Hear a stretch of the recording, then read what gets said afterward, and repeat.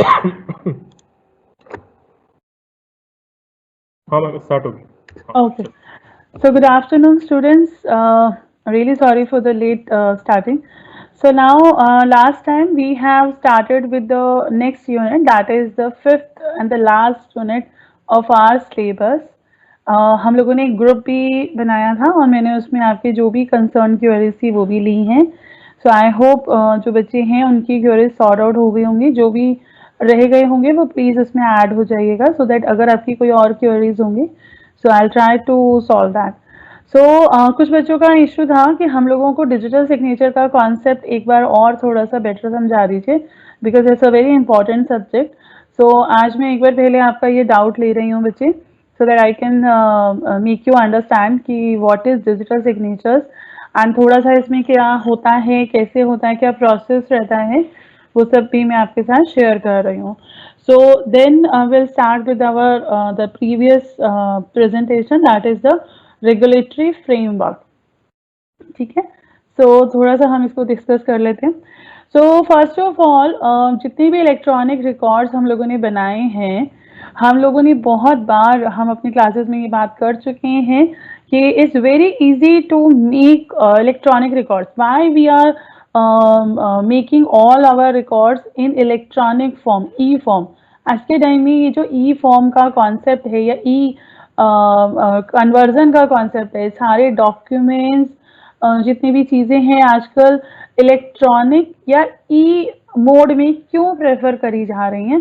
सो एक बार मैंने बहुत जल्दी से इसका एक एडवांटेजेस की फॉर्म कह सकते हैं आप, मैंने इसको बनाया because they are very easy to make, they are very fast distributing. Because देखिए अगर मुझे किसी को अपना कोई भी एक डॉक्यूमेंट है वो डिस्ट्रीब्यूट करना है सो मैं यहाँ बैठकर भी बड़े इजीली और बहुत ही फास्ट मोड में डिस्ट्रीब्यूट कर सकती हूँ. बट अगर मुझे किसी को ऑफलाइन मोड में डिस्ट्रीब्यूट करना है, पेपर हार्ड कॉपी मोड में डिस्ट्रीब्यूट करना है, सो इट्स वेरी डिफिकल्ट. आप खुद सोचिए बच्चे, आपको एक इनविटेशन भेजना है, suppose you are doing a seminar और समथिंग, आपको एक इनविटेशन भेजना है, आप हार्ड कॉपी के लिए क्या करेंगे, आप उसको बाय पोस्ट, बाय कुरियर इस तरह से भेजेंगे.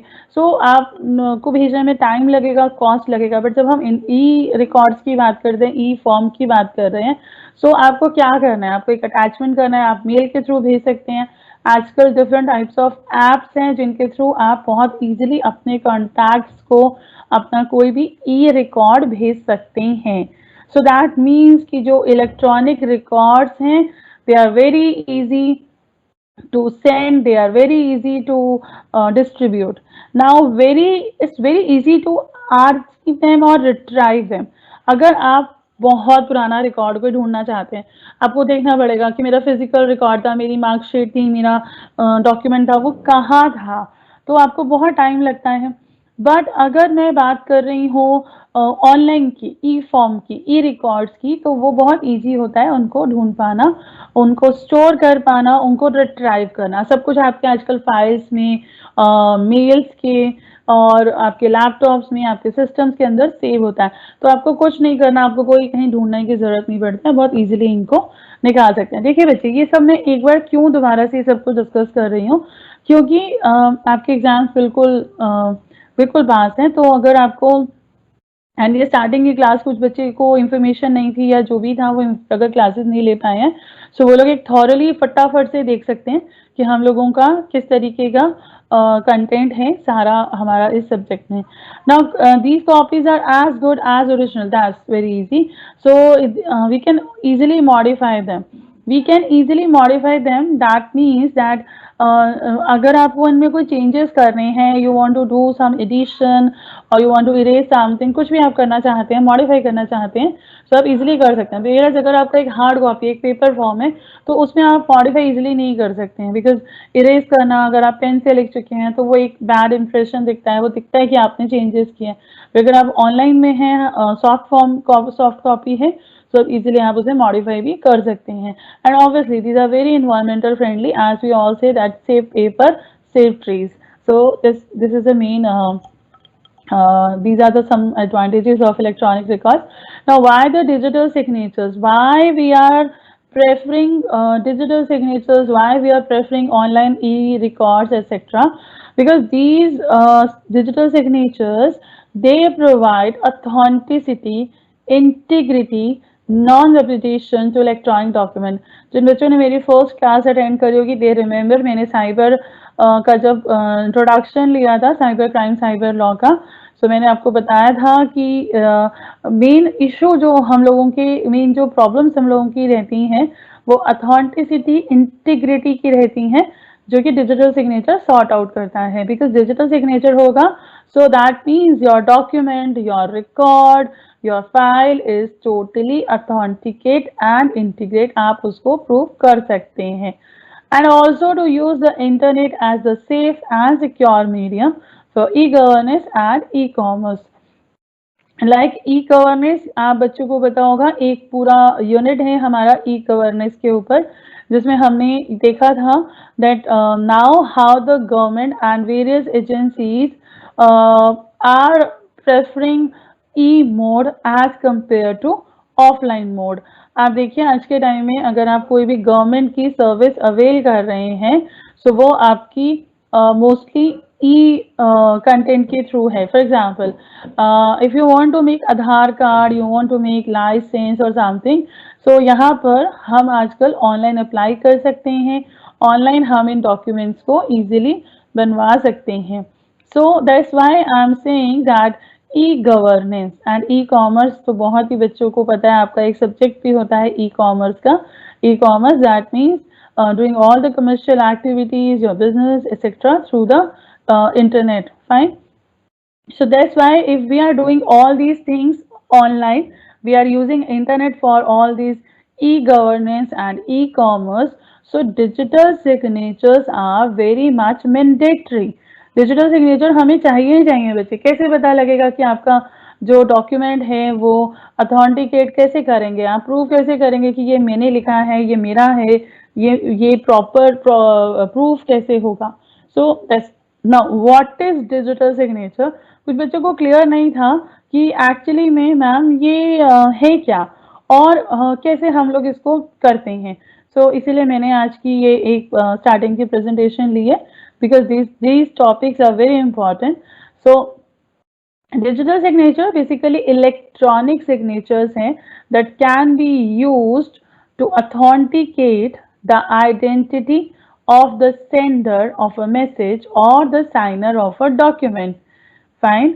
जैसे कि आप बच्चे, आप एप्लीकेशन लिख रहे हैं या कोई भी अथॉरिटी अगर कोई सर्टिफिकेट इशू कर रही है, तो उनके साइन होने जरूरी हैं, so that they can prove कि ये जो डॉक्यूमेंट है, सर्टिफिकेट है, एप्लीकेशन है, वो प्रॉपर अथेंटिकेट है. मतलब वो एक वैल्यू है उसकी, एक प्रॉपर उसका एक कहते हैं ना कि कैसे पता लगेगा अगर आप साइन नहीं कर रहे, नाम नहीं लिख रहे, किसने लिखा है, किसने अथोराइज किया है उसको, तो वो नहीं पता लग सकता. सो इसी तरीके से जब हम लोग ऑनलाइन फॉर्म में, ई फॉर्म में, इलेक्ट्रॉनिक फॉर्म में अगर कोई डॉक्यूमेंट, कोई रिकॉर्ड, कुछ भी बना रहे हैं, तो कैसे पता लगेगा कि ये कितना अथेंटिकेट है, कितना ये वैलिड है, समझ रहे हैं. सो उसके लिए we need electronic signature. Fine. So a digital signature is an electronic signature. समझ आए बच्चे पहली बार. That can be used to authenticate the identity of the sender.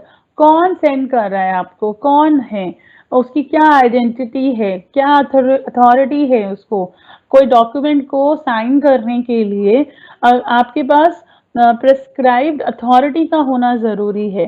Like अगर मैं एक प्रोफेसर हूँ और मुझे कोई डॉक्यूमेंट साइन करना है, तो मुझे अथॉरिटी होनी चाहिए ना कि मैं किस अथॉरिटी के अंदर उसको साइन कर सकती हूँ. आप देखते हैं नोटिस लगते हैं, आपकी वेबसाइट है सोल की, उस पर नोटिस होते हैं, तो जब भी कोई नोटिस या कोई भी इस तरीके का आपको इंफॉर्मेशन मिलती है, तो नीचे साइन होते हैं प्रॉपर अथोराइज पर्सन के. जो भी सोल का अथोराइज पर्सन होंगे, जो भी वहाँ के डायरेक्टर हैं, डिप्टी डायरेक्टर हैं, जो भी हैं वहाँ पे, सो उनके साइन होते हैं. सो तभी पता लगता है कि हाँ ये जो डॉक्यूमेंट है ये प्रॉपर वैलिड डॉक्यूमेंट है, ये कोई फेक नहीं है। तो इसी तरीके से अगर आपको ये पता करना है कि डॉक्यूमेंट फेक है या ये बिल्कुल वैलिड है, तो उसके लिए साइन होने चाहिए। अब जब हम इलेक्ट्रॉनिक फॉर्म में डॉक्यूमेंट को देख रहे हैं तो उस पर साइन आप कैसे करेंगे? मैंने लास्ट टाइम भी बहुत बार ये बात समझाई है कि कैसे करेंगे। तो उसके लिए हम लोग यूज करते हैं इलेक्ट्रॉनिक सिग्नेचर्स, और जिसे हम कहते हैं digital signatures. Fine. And to why this digital signature? To ensure that the original content of the message or the document has sent in is unchanged. जो भी आपने लिखा है, जो भी अथॉरिटी ने अलाउ किया है, वो as it is लिखा हुआ है, चेंज नहीं किया गया है। Fine. Now, digital signatures are easily transportable, cannot be imitated by someone else, and can be automatically time stamped. देखिए बच्चे, जब आप डिजिटल सिग्नेचर्स करते हैं तो आप उसको इजीली कहीं भी कर सकते हैं। ऐसा देखिए, आप हार्ड कॉपी पे करते हैं, आप उसको उठा के कहीं रख सकते हैं? नहीं। बट अगर आप ऑनलाइन एक सॉफ्ट कॉपी पे कर रहे हैं तो डिजिटल सिग्नेचर्स का आप यहाँ कर रहे हैं, किसी और डॉक्यूमेंट पे भी आप उसको आराम से कर सकते हैं। And can not be imitated, कोई उसकी नकल नहीं कर सकता, कोई उसको चेंज नहीं कर सकता, because there is a procedure through which you are doing this digital signatures. Fine. And the ability to ensure that the original signed message arrive means that the sender cannot easily replicate it later. Fine. The originator of a message use a signing key और की pair, बहुत बार discussion हुआ है इसके ऊपर।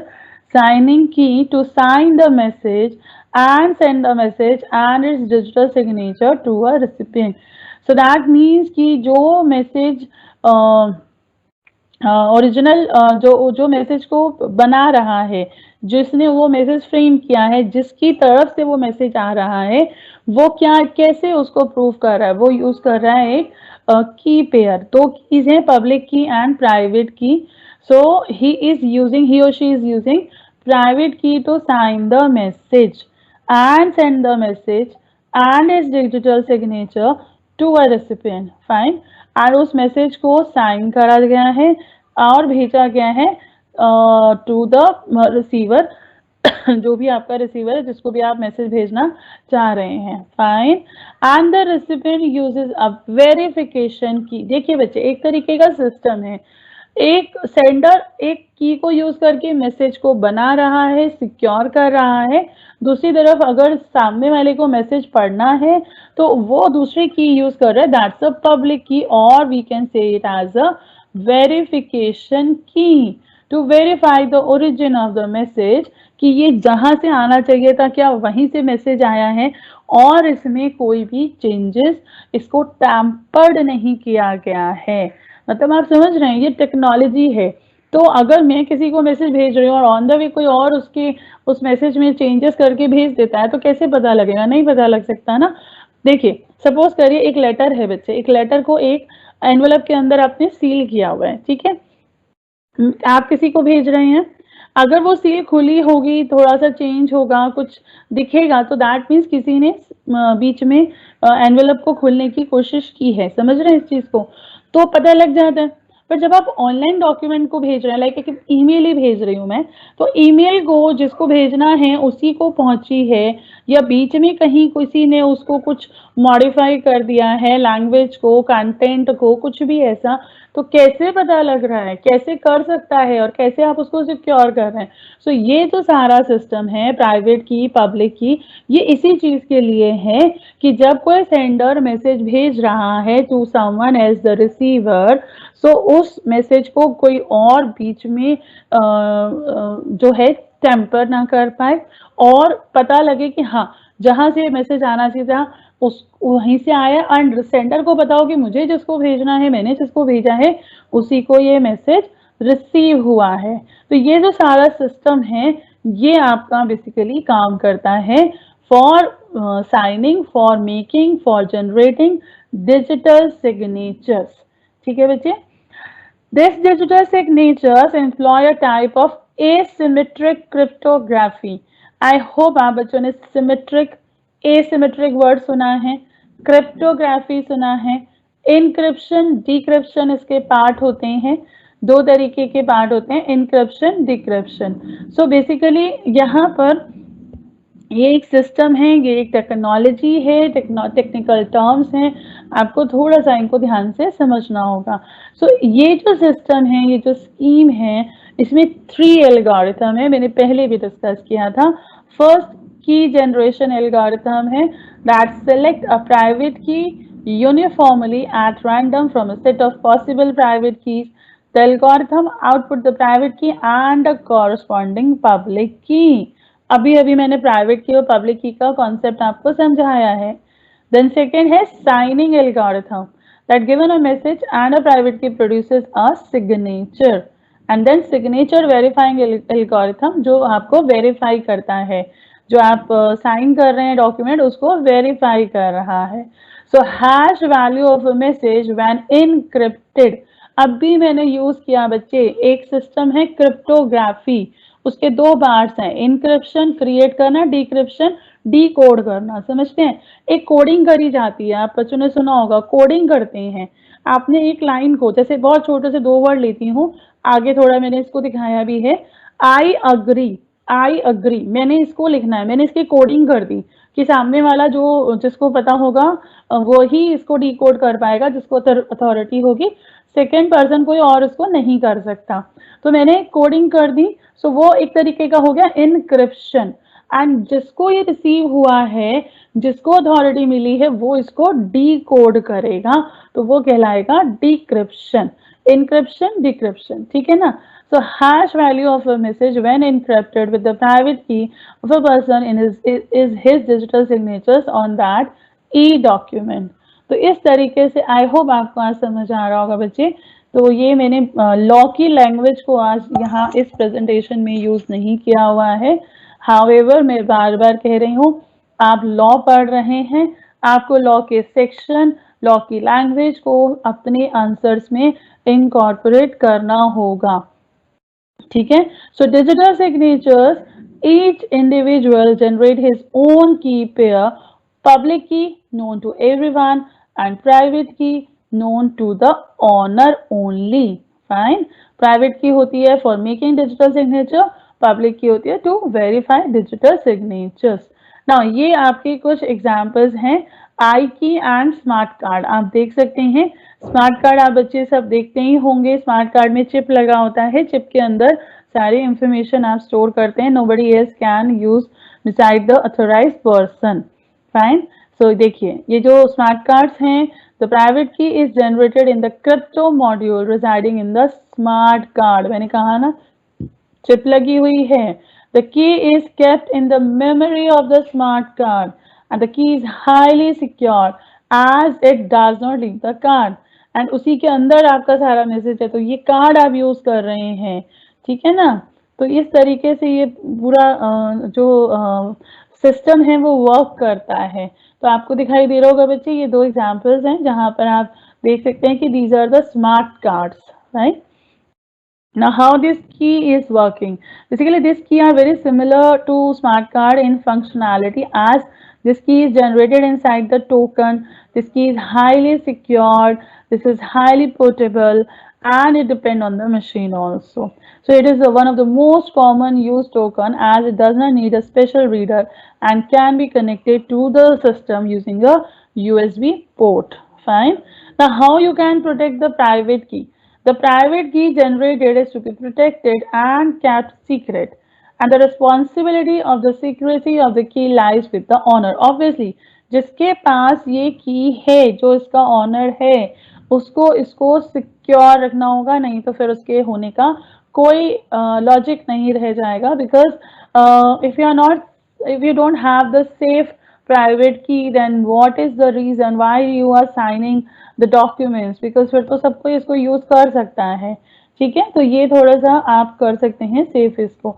now these are kind of the coding which I told you कि हम इस तरह से कर सकते हैं, आप डिजिटल सिग्नेचर्स को इस तरह से यूज कर सकते हैं, एंड ये कुछ कोडिंग स्टाइल में हो जाता है, एंड देन आप अपने मैसेज को सिक्योर रख सकते हैं। देखिए इसमें मैं आपको दिखाती हूँ, digital signatures are basically the numbers, same length रहेगी, and their document content dependent होंगे, जो भी कंटेंट लिखा होगा उसके ऊपर ये डिपेंड करेगा, ठीक है. So these are the digital signatures of the same person on the different documents. So इस तरीके से ये कुछ फंक्शन करता है. Now, what is the difference between paper signature and the digital signature? You can understand that paper signatures are not as much as secure as the digital signatures, because paper signatures को आप copy कर सकते हैं, but digital signature copy नहीं हो सकते. They are very secure with this system KeyPair. And also the signature dependent signature are independent. जो paper signature है बच्चे, they are independent of the document, whereas the electronic जो signatures हैं, they are depend on the content of the document. क्या content, अभी मैंने पीछे दिखाया आपको एग्जांपल्स कि क्या कंटेंट लिखे गए हैं, उसके अकॉर्डिंग आपके डिजिटल सिग्नेचर्स आर चेंजिंग. ठीक है. एंड पेपर डॉक्यूमेंट्स को चेक करने के लिए you need any handwriting expert, and इसमें गलतियां भी हो सकती हैं, मगर इलेक्ट्रॉनिक डिजिटल सिग्नेचर्स के लिए कोई भी कंप्यूटर का यूजर इसको देख सकता है एंड इनमें गलती नहीं होती, because these are technology based. Now last time मैंने जब स्टार्ट किया था बच्चे, तो मैंने कंट्रोलर बताया था. कुछ बच्चों, एक दो बच्चों का डाउट मेरे पास आया था कि मैम कंट्रोलर को एक बार और समझा दीजिए, तो मैंने कोशिश करी कि मैं सारी चीज़ों को इस में ले पाऊँ, एंड देन फिर मैं अपने लास्ट टाइम के प्रेजेंटेशन के साथ कंटिन्यू करूँ. That is the regulatory framework. So, controller of certifying authority is the root authority that basically certify technology, infrastructure and practice of the certifying authority, which is actually giving license to issue the digital signature certificate. So this is the role of certifying authority. Now the basically जो हमारे यहाँ हैं 7 हैं यहाँ पर controllers: SafeScript, National Informatics Center and all that, MTNL, Trustline, all that. So you can see them, TCS, etc. It's a very famous one. Now, how to get and use digital signatures? You can file first of all an application to this website, which is mentioned in the slide. Go to NIC or CA website, download this DSA request form, and then fill the form, sign the form, and then countersign and verify from the HOD along with his official stamp, and जो भी आपका proof वो demand करते हैं, fees demand करते हैं, वो सब आपको देना होगा. ठीक है. एंड देन जो भी आपका फॉर्म है, you have to send to the office, the जो भी आपका रिक्वायर्ड ऑफिस है. And when your case is processed, a membership ID and a password is issue, and that's also send your email ID, and a digital signature in USB token or a smart card will be issued to you. Fine. So this is the whole process how you can get the digital signatures. ठीक है. I hope आपको ये process अब easily समझ आया होगा. मैं ये शेयर कर लूंगी. सो अगर आपको कोई भी डाउट रहेगा तो आप इससे फिर पूछ सकते हैं. And for accessing web services, go to the web portal. These all things are mentioned here now, which is the site that you have to check for getting these kind of issues. Plug in the USB smart card in the computer system while digitally signing in browser window. Your name will be pop up automatically, which you can select. Further, it will ask for the PIN that is unique to your card. समझ रहे हैं, जैसे आप लोग बच्चे ATM card नहीं use करते हैं, तो इसी तरीके से आपका डिजिटल कार्ड, स्मार्ट कार्ड जो होता है वो भी यूज होता है. सो अगर आप चाहते हैं कि इस स्मार्ट कार्ड का, आपके आई टोकन का कोई मिस यूज ना करें, सो आप इसे किसी और को ना दें, अपना पिन शेयर ना करें. Document digitally sign carry same legal status as the manually signed as per the IT Act. ऐसा नहीं है कि अगर कोई डॉक्यूमेंट डिजिटली साइन हुआ है, ई फॉर्म में साइन हुआ है, तो वो लीगल नहीं है. ऐसा बिल्कुल नहीं है.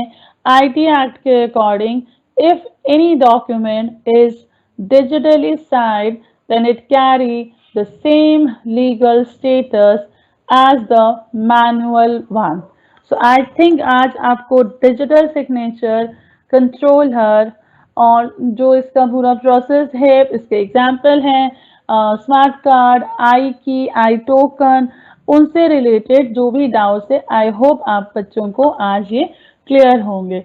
Last time if you remember, we have started with the certifying authorities, that is the unit 5th.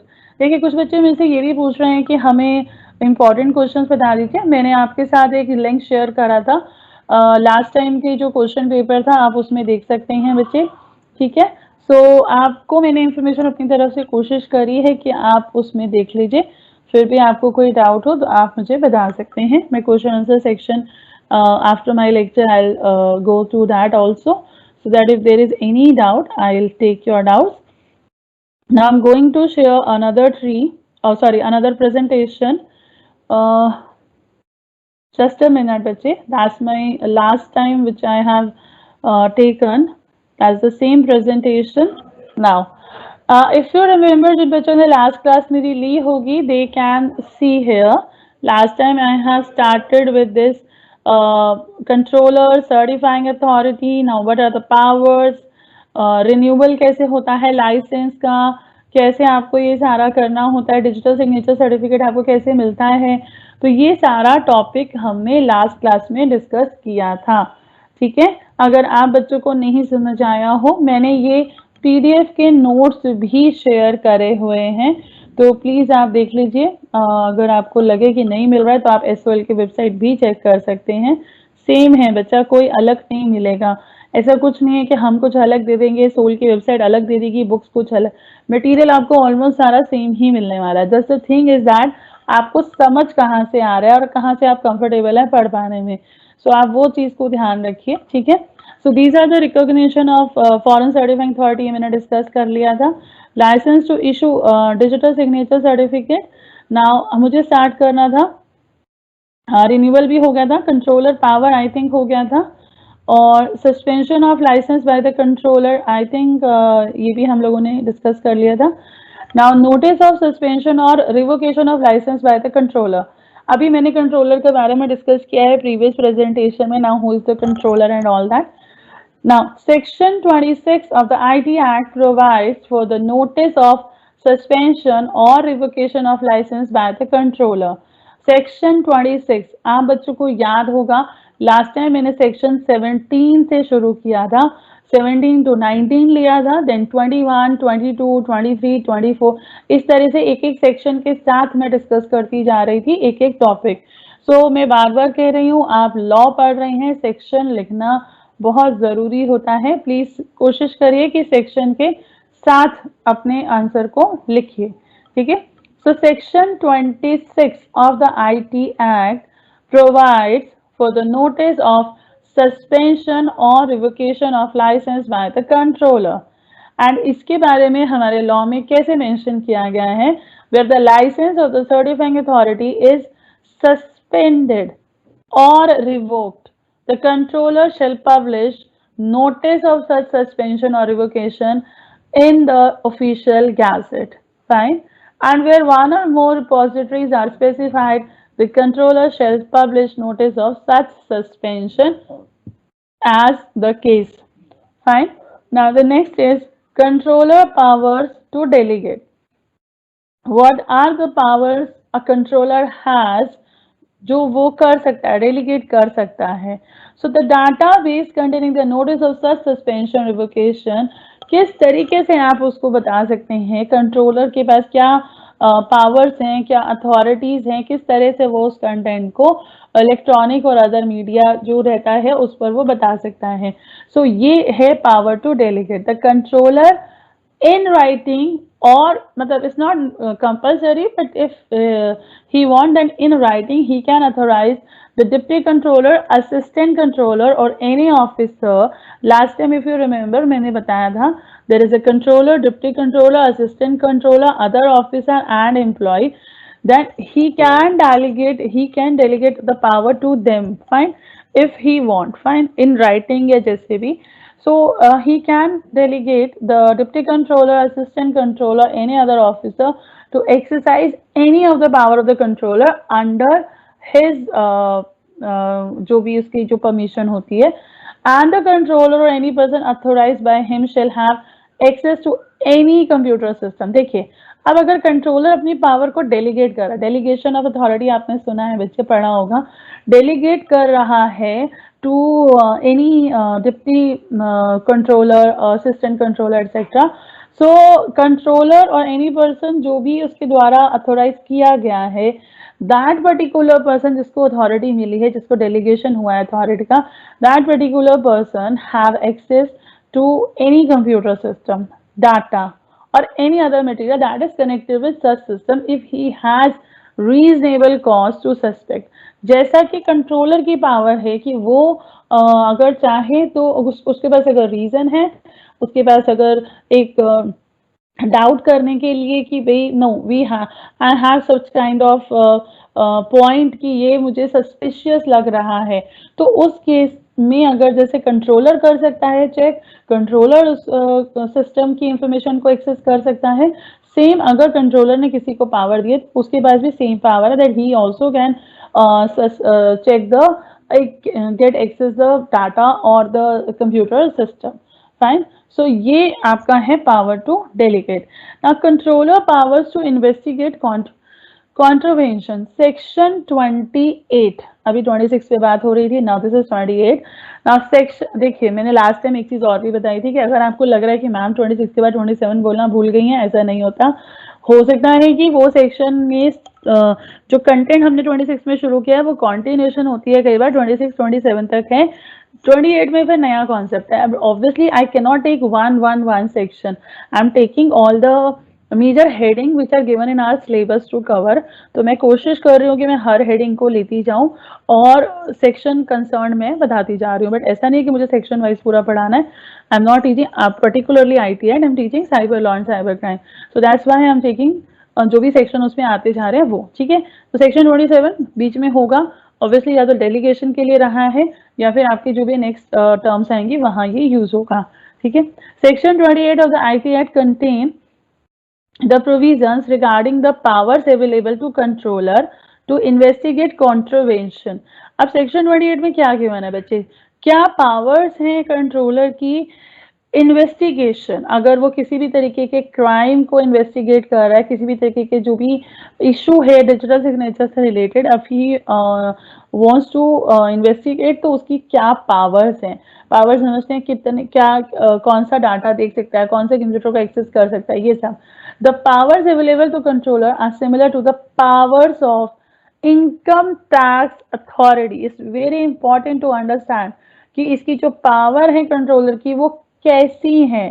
It is similar to income tax authority. I think अब आपको थोड़ा समझ आता होगा बच्चे, how you are saying that income tax authorities, आप जैसे income tax authority का समझते हैं, they have the power, they can, अगर उनको कहीं भी कोई सस्पिशियस लगता है सो दे कैन चेक, वो कुछ भी चेक कर सकते हैं, वो आपकी ऑफिस, घर, अलमीरा, मतलब you know that. Fine.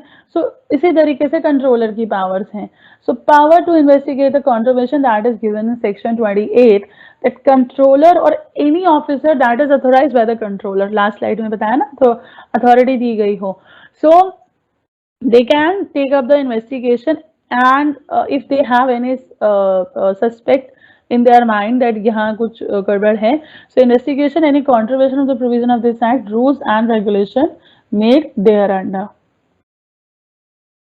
and the controller or any officer authorized by him on this behalf shall exercise the like power which are given under income tax authority.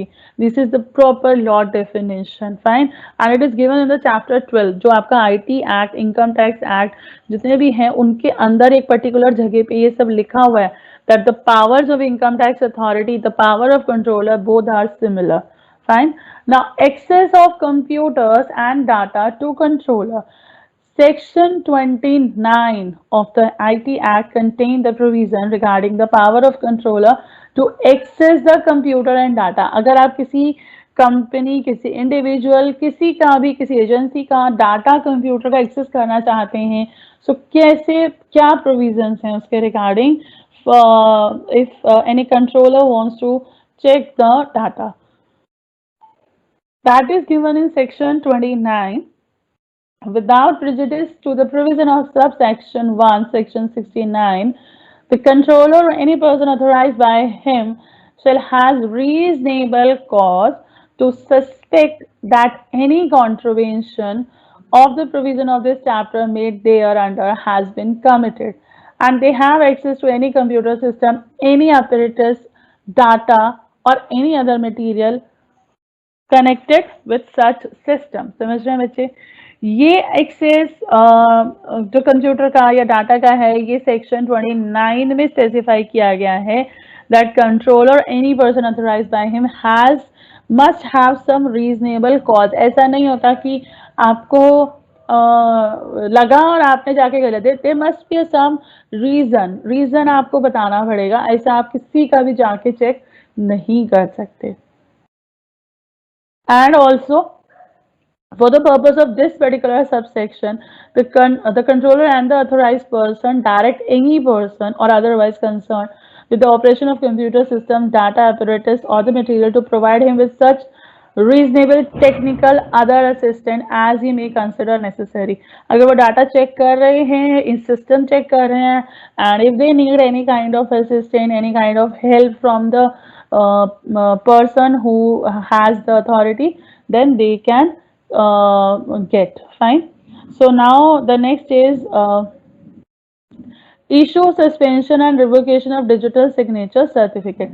देखिए ये टॉपिक आपका इंपॉर्टेंट है बच्चे, आप ध्यान से इसको पढ़ के जाइएगा। Issue suspension and revocation, Chapter 7 of the IT Act deal with the digital electronic signature certificate and should be noted that now, ये तो मैं आपको बहुत बार डिस्कस कर चुकी हूँ कि ये वर्ड अब सब्स्टिट्यूट किया जा चुका है। फाइन। एंड ये बेसिकली जो चैप्टर है, देखिए बच्चे, section 35 to section 39 is actually containing the provision which actually discussing, which actually specify you how to issue, how to suspend, how to revoke the digital signature certificate. So now certifying authorities to issue digital signature certificate, section 35 में ये procedure दिया गया है, how to issue, in which mode and what are the requirements to issue the digital signature certificate. Section are very important, please आप बच्चे ध्यान रखिए, जब भी आप पेपर लिखें सेक्शन को कोशिश करिए जरूर मेंशन करिए सही सेक्शन को। Now it provides that an application for such certificate shall be made in the prescribed form and that must be accompanied by a fee that not exceeding 25,000 rupee, and the fee जो है वो आपका central government करती है, जो different type के documents की requirement है वो भी सेंट्रल गवर्नमेंट आपको यहाँ पर बताती है। And this section also provide that no digital signature certificate shall be granted unless certifying authorities जो रहेंगी बच्चे यहाँ पर, वो आपको प्रिस्क्राइब करती हैं that the applicant hold the private key corresponding to the public key to be listed in the digital signature certificate. Certifying authority की ये रिक्वायरमेंट है, ये है कि आपको डिजिटल सिग्नेचर सर्टिफिकेट इशू नहीं किया जाएगा जब तक आप ये कंडीशंस को सेटिस्फाई नहीं कर देते हैं। ठीक है, सो ये आपकी कुछ टर्म्स हैं, कुछ कंडीशंस हैं जिन्हें आपको पहले सेटिस्फाई करना होगा, then only you can get the certificate for digital signature. First of all the जो एप्लीकेंट है, he must have the private key that is corresponding to the public key. Fine. And also the applicant must hold a private key which is capable of creating a digital signature. सिर्फ ऐसा नहीं है कि आपके पास की है तो आपने बोला कि हाँ मेरे पास तो की है, पब्लिक की के साथ में लिस्टेड है तो मेरे को इशू कर दीजिए। आपकी की ऐसी होनी चाहिए that is capable of creating digital signature. Capability होनी चाहिए तभी तो आप ले ही पाएंगे ना बच्चे। एंड द पब्लिक की जो है that can be use to verify the digital signature that is affixed by the private key. तो ये चीजें आपको बहुत ध्यान देना होगा। एंड ये कुछ और इन्होंने आगे मेंशन किया हुआ है that however no application shall be rejected unless the applicant has given a reasonable opportunity of being heard। आपको पता ही है हम किसी को भी अगर रिजेक्ट कर रहे हैं तो आपको उसकी जो रीजंस हैं वो आपको सुनने की देना होगा कि वो अपने रीजन बता सके। अगर कोई भी कमी है एप्लीकेशन में, किसी भी तरीके का आपको लग रहा है कि एप्लीकेशन एक्सेप्ट नहीं हो सकती है, तो what is the reason of rejection, and you also have to give the other party the chance to be, कि वो अपने पॉइंट ऑफ व्यू भी बता सके कि उनकी तरफ से कैसे प्रॉब्लम आई है। ठीक है, सो ये सारी आपकी कुछ रिक्वायरमेंट्स हैं। आई थिंक आप बच्चे इनको जो आपके साथ मैंने शेयर की हुई हैं फाइल्स उसमें देख सकते हैं। सर अभी मैंने आपके साथ एक प्रोसेस भी पीछे डिस्कस किया था कि आपको एप्लीकेशन लगानी है। ये जो पूरा प्रोसेस है बच्चे ये आपका लॉ में एज इट इज गिवन है। मैंने इस पूरे प्रोसेस को वन लाइन की फॉर्म में दूसरे प्रेजेंटेशन में शेयर किया। जो मैंने आज जब मैंने लेक्चर स्टार्ट किया था उस टाइम जो मैंने प्रेजेंटेशन ली थी उसमें मैंने वो पूरा स्टेप बताया था। हाउएवर आप कोशिश करिए कि आप जितना अच्छे से इसको प्रेजेंट कर पाए उतना आपके लिए बेटर होगा। Representations upon issuance of digital signature certificate. Now, Section 36 of the IT Act require that while issuing a digital signature certificate, the certifying authority should clarify that it has complied with the provision of the Act. Section 35 हमने discuss किया कि application कैसे लगाने। Section 36 आपको बता रहा है कि while issuing a digital signature certificate, the certifying authority should certify that it has complied all the provision of the act। जो भी रूल्स हैं, रेगुलेशंस हैं, रिक्वायरमेंट्स हैं वो पूरी हुई हैं, पूरी फुलफिल की गई हैं before giving this certificate. Fine. And also representation upon issuing digital signature certifying authority while issuing a digital signature certificate shall clarify कि सारे प्रोविजन फुलफिल हुए हैं कि नहीं हुए हैं, कैसे आप डिजिटल सिग्नेचर सर्टिफिकेट दे रहे हैं, तो ये सारा जो है आपको पहले सेटिस्फाई करना होगा। Then only you can give the digital signature certificate. ठीक है। Now subscriber public key, private key constitute of functioning key pair information जो है वो एक्यूरेट है, ट्रू है, फॉल्स नहीं होना चाहिए। जो भी इंफॉर्मेशन आप एप्लीकेंट अपने बारे में फिल कर रहा है at the time of applying for the digital signature certificate, and also it has no knowledge of any material fact which if it had been included in the digital signature certificate would adversely affect the reliability of the representation। ठीक है। ऐसा कोई भी important बात, कोई भी material fact के बारे में नॉलेज ना होना भी आपके लिए प्रॉब्लम क्रिएट कर सकता है। नेक्स्ट है आपका suspension of digital signature certificate. कब आप डिजिटल सिग्नेचर सर्टिफिकेट को सस्पेंड कर सकते हैं, कब कंट्रोलर के पास ये पावर आती है कि वो किसी के सर्टिफिकेट को सस्पेंड कर सकता है। सेक्शन 37 में इसको मेंशन किया गया है that Section 37 of the IT Act contain all the provision and these are given below. The certifying authority may suspend such certificate अगर उन्हें लगे कि ऐसा करना ज़रूरी है पब्लिक के लिए, तो पब्लिक की भलाई के लिए, सो सर्टिफाइंग अथॉरिटी इस सर्टिफिकेट को सस्पेंड कर सकती है। And also such certificate shall not be suspended for a period exceeding 15 days unless the subscriber has been given an opportunity of being heard। अभी मैंने आपको बताया था कि अगर आप किसी के साथ कर रहे हैं तो आपको एटलीस्ट उसको सुनने का एक मौका देना होगा। And also as with regards to subsection 2, the certifying authority has issued a digital signature certificate may suspend the certificate on receipt of a request to that effect। अगर कहीं से कोई आपको रिक्वेस्ट मिलती है कि ये जो पर्सन है who is holding this particular certificate is miss using it, तो भी सर्टिफाइंग अथॉरिटी उस सर्टिफिकेट को रिजेक्ट, सस्पेंड कर सकती है। And also the subscriber listed in the digital signature certificate, any person duly authorized to act on behalf of that particular subscriber, and if it is of the opinion that digital signature certificate should not be in the interest of public interest। ठीक है। तो इस तरीके से अगर कोई भी आपके पास रीजन होता है सर्टिफाइंग अथॉरिटीज के पास, तो वो सर्टिफिकेट, डिजिटल सिग्नेचर सर्टिफिकेट को सस्पेंड कर सकते हैं, बट 15 दिन से ज्यादा के लिए आप सस्पेंड नहीं कर पाएंगे अनटिल एंड अनलेस अगर आप उनको सुनवाई का एक मौका नहीं दे रहे हैं। फाइन। सो आई थिंक आपको ये सस्पेंशन का टॉपिक समझ आ रहा होगा बच्चे। Now how to revoke the digital signature certificate।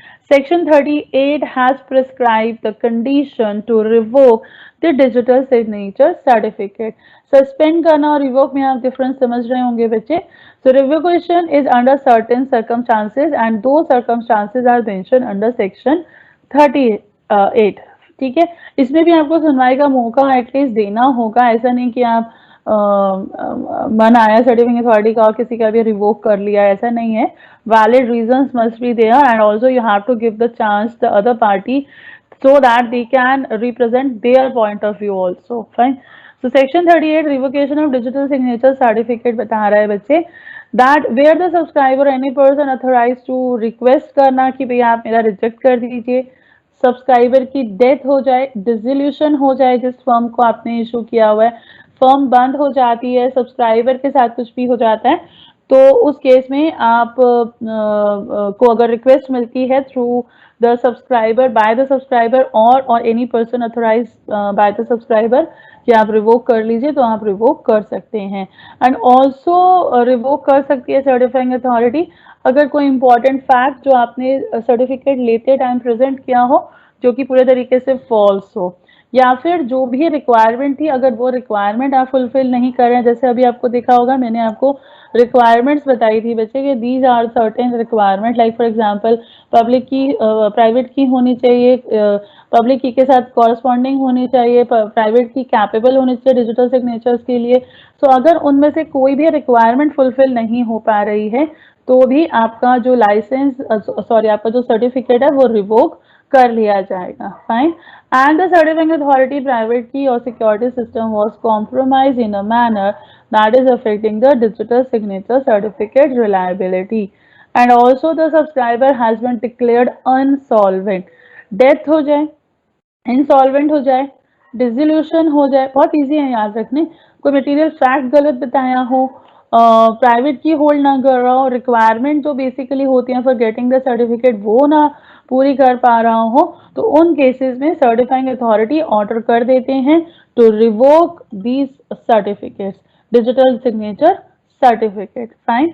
Now इसके लिए एक नोटिस दिया जाता है. नोटिस जो होता है सेक्शन 39 में बताया गया है that for revocation or suspension the certifying authority has to issue a notice, and notice of suspension or revocation where a digital signature certificate is suspended or revoked under section 37 or 38, the certifying authority shall publish a notice of such suspension or revocation as the case may be in the repository specified in the digital signature certificate for the publication of such notice. अगर इस तरीके का कोई भी revocation हुआ है, suspension हुआ है, तो सर्टिफाइंग अथॉरिटी को ये बताना होगा, ये मेंशन करना होगा, इसके लिए उन्हें एक नोटिस जारी करना होगा so that the person everybody जो भी उनके साथ कंसर्न है उनको ये बात पता लग सके कि अब ये जो सर्टिफिकेट है ये रिवोक हो गया है या सस्पेंड हो गया है. So these are certain requirement as well as ये आपके सेक्शन के साथ साथ भी आप देख सकते हैं बच्चे इनमें से एक क्वेश्चन इस तरीके का बन सकता है कि सस्पेंशन या उसके लिए क्या रिक्वायरमेंट्स है, तो प्लीज आप इसको जरूर गो थ्रू करिएगा. नाउ मैं आपके फटाफट से बच्चे एक बार डाउट्स ले लेती हूँ. आई थिंक अगर आपके और भी कोई डाउट्स हैं तो आप मुझे बता दीजिए, अभी पोस्ट कर दीजिए. बाकी का जो नेक्स्ट टॉपिक है बच्चे that is the next topic है cyber appellate tribunal, that I take up in next class. So अगर और भी कोई टॉपिक ऐसा हो जो आपको डाउट हो तो आप मुझे बता दीजिए, मैं आपके नेक्स्ट क्लास में ले लूंगी. क्लास के लिए जो भी हैं सॉरी वो क्लास थोड़ा लेट हो गई थी आज स्टार्ट होने में.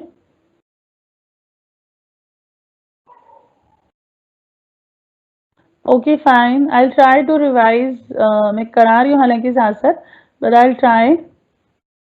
देखिए जिन बच्चों ने लेट ज्वाइन किया है मैं बार बार उनको सिलेबस शेयर कर रही हूँ और सारी इंफॉर्मेशन ले रही हूँ.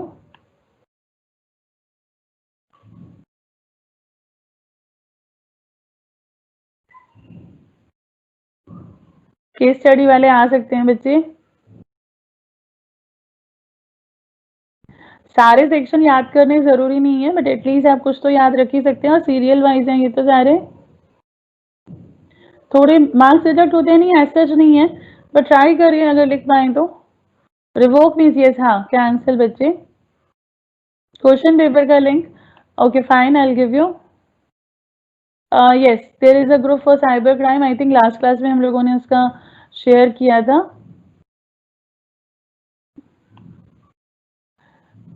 मैंने लास्ट टाइम उसके लिंक किया था.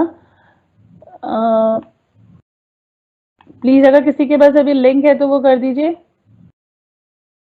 क्वेश्चन पेपर डिस्कस, ठीक है मैं कर लूंगी बच्चे, मैं क्वेश्चन पेपर डिस्कस कर लूंगी, जो भी आपके लास्ट टाइम के क्वेश्चन पेपर होंगे मैं डिस्कस कर लूंगी।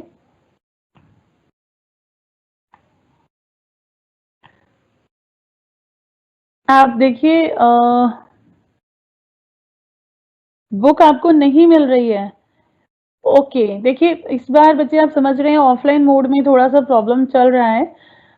मैं बात कर लेती हूँ, अगर आपको बुक नहीं मिल रही है तो अगर ऑनलाइन नोट्स या कुछ भी हो, फॉर द टाइमिंग आप एसओएल की वेबसाइट पे जाके नोट्स को चेक कर सकते हैं। अगर बुक अवेलेबल नहीं है, बुक के लिए मैंने रेफरेंस दी हुई है, book cyber crime cyber law book by doctor U S Pandey. मैंने ग्रुप ज्वाइन किया हुआ है बच्चे साइबर क्राइम लॉ का, और मैं time to time information share कर रही हूँ उसमें। एक ही मैसेज में ट्राई करिए, अपनी क्वेरी को पोस्ट कर रही है बच्चे, बहुत ज़्यादा मैसेजेस में डालिए। ओके नाउ एक हो गया है शेयर, मैं आपके साथ कर रही हूँ।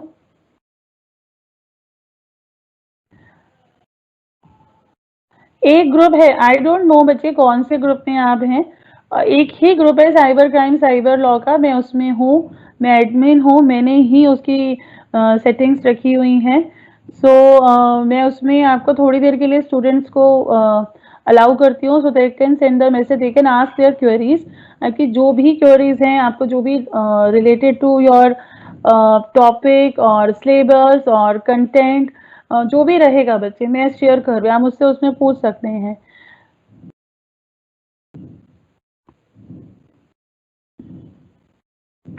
मैंने शेयर कर दिया है ग्रुप की इंफॉर्मेशन, आई होप बच्चों को मिल गया होगा। प्लीज आप देख लीजिए और आप अकॉर्डिंगली अपना बच्चे इसमें ज्वाइन कर सकते हैं।